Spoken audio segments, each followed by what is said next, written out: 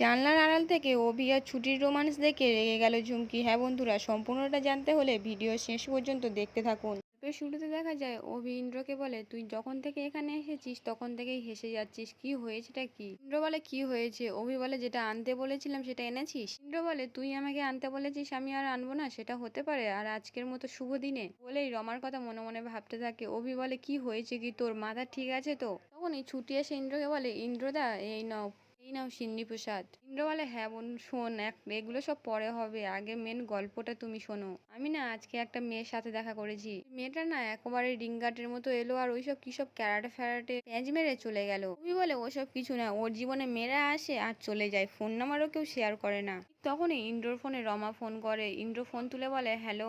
রমা বলে, আপনি ইন্দ্র বলছেন? আসলে আমি আপনার নাম্বারটা একজনের থেকে পেয়েছি, একটা কেসের ব্যাপারে আপনার সঙ্গে কথা বলতে চাই। ইন্দ্র বলে, একটা কাজ করুন, কাল সকালে আমার সঙ্গে দেখা করুন, আমরা একসঙ্গে দেখা করে ডিসকাস করে নেবো, ঠিক আছে? রমা বলে, ওকে শিওর, ঠিক আছে, বলেই ফোনটা কেটে দেয়। ফোনটা কেটে দিয়ে রমা রুদ্রকে বলে, আচ্ছা দাদা, বুঝতে পারছো তো, আমি আস্তে আস্তে ধীরে ধীরে কেসটা সাজাচ্ছি। এই যে ফোন করলাম, ইন্দ্র বোকা গাধা, এই হচ্ছে আমার তুরুপের দাস, অভির বেস্ট ফ্রেন্ড ইন্দ্র। অভি আর ছুটির জীবনে কাঁটা হয়ে দাঁড়াবে। সো স্যাড অভি। অন্যদিকে ইন্দ্র ছুটিকে বলে, দাও দাও সিন্নিটা দাও। হে ভগবান, এবার যাতে 393টা যেন পার হয়ে যায়, এটাই যেন ফাইনাল হয়ে যায়, কেমন? আর এদের মুখে যেন চুনকালি পড়ে। তারপরেই অভি আর ছুটি ঠাম্মার ঘরে খাবার দিতে যায়, আর ছুটি বাইরে থেকে অভিকে বলে, প্লিজ খাবারটা দিয়ে না কোনো ওভার অ্যাক্টিং করবেন না, বাড়ির সবাই কিন্তু খেয়ে নিয়েছে কিন্তু ঠাম্মি খায়নি, এটা আপনার কর্তব্য, যান ওনাকে গিয়ে খাইয়ে দিন। আর অভি বলে, আপনি শুধু পাকা নন, লোককে জ্ঞানও দেন, জানেন তো? বলেই ছুটির হাতে খাবারটা নিয়ে ঠাম্মির ঘরে ঢুকে যায়, আর খাবারটা রেখে ঠাম্মিকে বলে, কি গো সিটি ভাই, খুব রাগ? কি জানো তো ঠাম্মি, তুমি যখন খুব রেগে যাও না, তোমার গালটা পুরো কাশ্মীরি আপেলের মতো লাগে। অনেকদিন ধরে আমার উপর অভিমান জমে আছে, তাই তো? তখন স্বর্ণা তো অভিকে বলছে, আজকাল বইয়ের প্রেমে সব ভুলে গেছো, তাই না? অভি বলে, আমি কিছু ভুলিনি ঠাম্মি, আমি জানি কাল দাদুর মৃত্যুদিন। আচ্ছা ঠাম্মি, তুমি বলো তো, আজ যদি জাদু বেঁচে থাকতো, আমি কি চাই, আমার ভালো লাগা মন্দ লাগা, সেটা কি একবারও ভেবে দেখতো না? সেটা কনসিডার করতো না? স্বর্ণলতা তখন বলে, আমার সহ্য হয় না মেয়েটাকে। অভি তখন বলে, তাহলে তো একটাই ব্যাপার থাকে, আমাকে বেরিয়ে যেতে হয় বাড়ি থেকে। আচ্ছা ঠাম্মি, তুমি একটা কথা বলো তো, যদিও আমি জানি তাও কথাটা বলছি, যদি আমি সত্যিই ছুটিকে নিয়ে বাড়ি থেকে বেরিয়ে যাই, তুমি থাকতে পারবে তো? কারণ আমি তো জানি তুমি থাকতে পারবে না, শুধুমাত্র আমি জোর করছি না বলেই তুমি জেদটা দেখাতে পারছো, তাই তো? স্বর্ণলতা তখন বলে, তাই বলে তুমি পরীকে এত সহজে ভুলে যাবে আর আমি সেটা মুখ বুজে সহ্য করে নেব? অভি তখন বলে, বুঝেছি, এই দূরত্বটা সহজে মেটার নয়। আমি একটা কথা বলি তোমাকে, যাই হয়ে যাক না কেন, এই সমস্ত ঘটনার জন্য কিন্তু তুমি আর আমি অনেকটা দূরে সরে যাচ্ছি, এটা কিন্তু তুমি বা আমি কেউই কখনো চাইনি। তখনই জয় এসে অভিকে বলে, মা খেয়ে নেবে, তোমাকে হঠাৎ করে এসে কেয়ারিং দেখানোর কোনো দরকার নেই। শোনো অভি, তুমি যতদিন না ছুটির থেকে দূরে থাকছো আর পরিমাকে আপন করে নিচ্ছ, ততদিন এসব ইমোশনাল কথা বলে মাকে কোনো লাভ নেই। তখন অভি বলে, পরি আর ফিরবে না, বারবার বলছি, একজন ভুল মানুষকে তোমরা পরিভেবে মাথায় করে তুলো না। তখন জয় বলে, তোর ওকে পছন্দ নয় বলে তুই ওকে ভুল মানুষ বলে দিলি? আর শোনো অভি, কালকে আমাদের ফার্স্ট অ্যাওয়ার্ডের ফাউন্ডেশন ডে উপলক্ষে অনুষ্ঠান আছে, তুমি নিশ্চয়ই জানো কালকে দিনটা মা ইমোশনালি আপসেট থাকেন, কালকে তোমার দাদুর মৃত্যুদিন, আমরা নিশ্চয়ই চাইবো না তুমি এমন কিছু বলো যাতে মার মনটা খারাপ হয়ে যায়। তখন অভি বলে, আমার কিসে কষ্ট হয় জানো তো বাবা, তোমাদের মনে হয় আমি শুধু তোমাদেরকেই কষ্ট দিতে চাইছি, বলেই অভি ওখান থেকে বেরিয়ে যায়। আর স্বর্ণলতা কাঁদতে কাঁদতে বলে, জানিস তো জয়, অভি আমার সবচেয়ে কাছের, আর আমিও ওকেও হয়তো হারালাম, এই বলে কাঁদতে থাকে। অপরদিকে ছুটি অভিকে বলে, আমি ভুল করেছি, কিন্তু আপনি এত বড় গোলমাল পাকাচ্ছেন কেন বলতে পারেন? আমি, বাবা, দিদি সবাই মন থেকে ভেঙে পড়েছে, আর মা, সে মন থেকে আমায় মেনে নিচ্ছে, কিন্তু সে জানে না যে 1 বছর পর আমি আর এ বাড়িতে থাকবো না। কেন করছেন আপনি সবার সাথে, কেন এমন করছেন? আজকে আপনার মা আপনার মধুর মতো, আপনি তো এ কথাটা আপনার মার সাথে আলোচনা করে রাখতে পারতেন। আজকে আমার নয়, আমার বাবার মুক্ত করার দায় আছে, কিন্তু আপনি কেন এদেরকে কষ্ট দিচ্ছেন?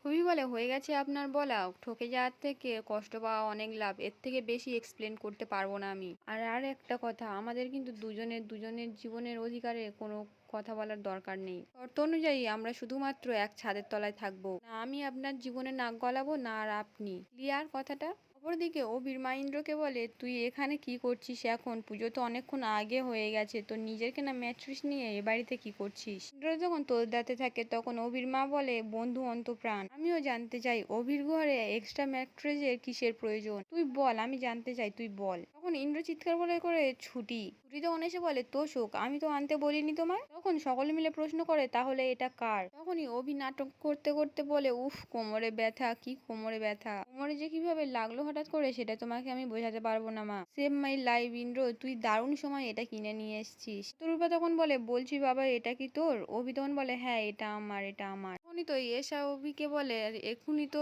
ইন্দ্র বললো এটা ছুটির, এখন বলছিস এটা তোর? ঝুমকি বলে আচ্ছা অভি তোমরা এত বড় বউ করো, এত মাখো মাখো প্রেম, তাহলে এখন আবার এই আলাদা ম্যাট্রেসটার কি প্রয়োজন পড়লো? অভি বলে আসলে ইন্দ্রর একটা সমস্যা আছে, আসলে ওর হিপহপটা না একটা বিএসডি করেছে তো, ও বলতে গিয়েছিল আমার নাম, বলে ফেলেছে ছুটির নাম। আসলে কি বলো তো মা, কোনো ব্যাপার না, আমি আমার বন্ধু বান্ধবকে ফোন করেছিলাম, আমার ডক্টরকে ফোন করেছিলাম, তখন আমার বউও বললো কোনো অসুবিধা নেই, দুদিন এটাতে শোবে তারপর ঠিক হয়ে যাবে। আর ইন্দ্রকে বলে শোন না তুই এটা ঘরে রেখে দিয়ে আর চলে যা, ঠিক আছে? তখন ঝুমকি বলে হ্যাঁ সেটাই তো, কদিন পরে ছুটি তোমার থেকে আলাদা শোবে ওটাতে। আসলে তোমাদের সম্পর্কটা তো একেবারে স্বামী স্ত্রীর সম্পর্ক না, তাই না? কবি বলে ঝুমকি ম্যাডাম আপনাকে একটা কথা বলবো, কিছু মনে করবেন না, আপনার না একদম সেন্স নেই। আর মা আমি একদম ঠিক হয়ে যাব, আর বউ আছে তো। আর জানো মা এই দুদিন ধরে আমার বউ আমার কোমরে তেল মালিশ করে দিচ্ছে, কোমরে বাম লাগিয়ে দিচ্ছে, তাতেই আমি ঠিক হয়ে যাব, ওর ভালোবাসাতেই আমি সুস্থ হয়ে যাব, আমি জানি সেটা। শতরূপা ছুটিকে বলে শোনো ছুটি, ওর কথা শুনলে হবে না, আমি অর্থমেটিককে ফোন করব, তুমি ওকে নিয়ে চলে যেও। তুমি বলে না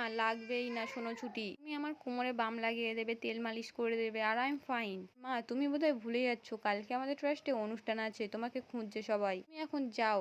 তখন শতরূপা বলতে থাকে যে হ্যাঁ এখন তো তুমি বড় হয়ে গেছো, তুমি যা ইচ্ছে করো, বলেই ওখান থেকে চলে যায়। আর তখন অভি ঝুমকিকে বলে ঝুমকি ম্যাডাম কি আজকে নাইট ডিউটি কি এখানে? কি তখন রেগে গিয়ে বলে আচ্ছা আমি কি তোমাদের মাঝখানে ঘুমাতে যাচ্ছি যে তুমি এমন করে বলছো? সে তখন বলে পড়ি আজকে আমার কাছে থাকবে, এনি অবজেকশন? তুমি বলে তোদের গার্লস নাইট আর আমাদের বর বউ নাইট, নো অবজেকশন। চলো ছুটি এবার কোমরে তেল মালিশ করতে হবে, বাম লাগিয়ে দিতে হবে। এইবারে নাটক করতে করতে ছুটিকে নিয়ে অভি চলে যায়। আর ঘরের মধ্যে এসে ছুটি চিৎকার করে করে বলে আমার যে অসুবিধা হচ্ছে সেটা চিন্তা করবেন না আপনি, আমি আপনার কোমরে তেল মালিশ করে দেবো আর বাম। আর অভি বলে দিদি আর ঝুমকির মনে প্রশ্ন জেগেছে, ওরা সন্দেহ প্রকাশ করছে, তাই কিছু এক্সপ্লেন না করলে ওদেরকে বোঝানো যেত না, সেটা তুমি বুঝলে? অন্যদিকে ঝুমকি তো এসাকে বলতে থাকে আচ্ছা দিদি চলো না আমরা গিয়ে ওদের দরজায় কান পাতি। বলে না না এখন না পড়ি, একটু পরে যাব, আসলে আমি ওদের ঘরে একটা জানলা খুলে রেখে এসেছি, ওখান থেকে উকি পারবো বলে চলো ব্যবস্থা করি কিভাবে ওখান থেকে দেখা যায়, চলে এসো। ঠিক আছে তো ছুটি অভিকে বলে এই তোষকটা না আনলেই তো এরকম কোনো পরিস্থিতিই হতো না,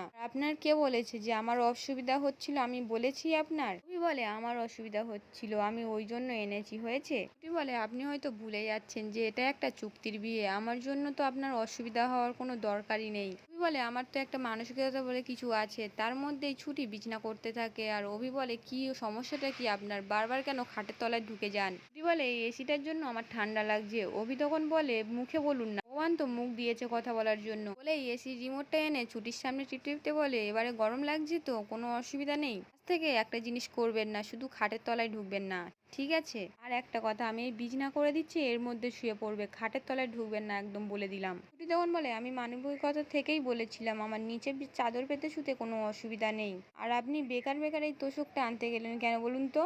তোষকটা নিশ্চয়ই অনেক দাম, কত দাম বলুন তো এটার? তখনই ওই অনেকগুলো টাকা নিয়ে এসে ছুটির সামনে দেয়। ছুটি বলে আমি তো আগেই বলেছি আমি আপনার থেকে কোনো টাকা পয়সা নিতে পারবো না, আপনি বারবার আমাকে টাকা চাওয়ার চেষ্টা করছেন কেন বলুন তো? আমি টাকা নেবো না। ছুটি তখন বলে আমি আপনাকে চাকরি দিয়েছি তো তার জন্য, এটা এটা আপনার অ্যাডভান্স, এটা কেনার টাকা এখান থেকে কেটে নিয়েছি, ঠিক আছে? তাহলে কি বোঝা গেল, টাকা টাকার আপনার, ম্যাট্রেস টাকার এটাও আপনার, আর এখানে শোবে কে? আপনি। প্লিজ আমার মাথাটা আর খারাপ করবেন না, টাকাটা এখানে রেখে দিচ্ছি, এটা নিয়ে নেবেন আর শুয়ে পড়ুন। ছুটি তখন মনে মনে বলে যাক কিছু বুদ্ধি তো আছে, সামনে যতটা রাগ আছে মনে ততটা নেই। এখানেই আজকে শেষ হয়ে যায় এপিসোডটা। আপনাদের কেমন লাগছে প্রতিজ্ঞা সিরিয়াল আপনারা কমেন্ট